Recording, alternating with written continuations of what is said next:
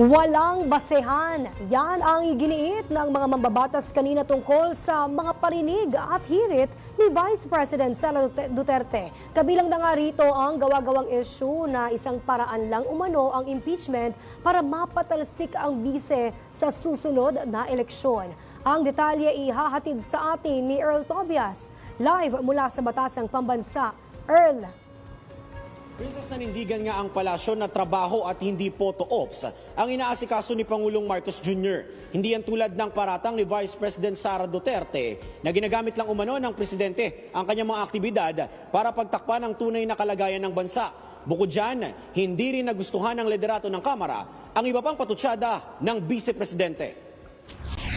Pagdidiin ni House Assistant Majority Leader Zia Alonto Adyong, wala rin kasing basihan ng paulit-ulit na paratang ni VP Sara na binayaran ng mga kongresistang pumirma sa hinaharap niyang impeachment case.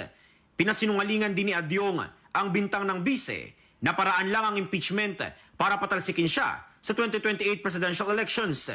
Buwelta ng kongresista, hindi naman din lisensya ang pagiging contender sa susunod na halalan para basta lang labagin ang konstitusyon at gumawa ng krimen.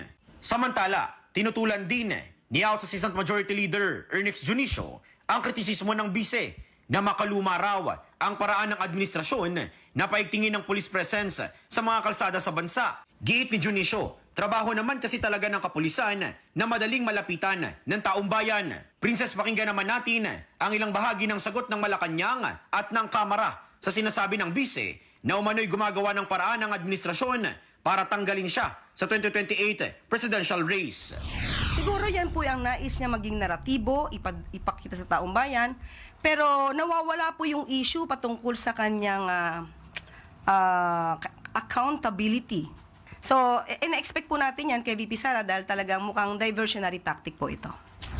I strongly denouncing statement na binayaran eh. Yung mga salitang ganyan, it's trying to, evade the real issue.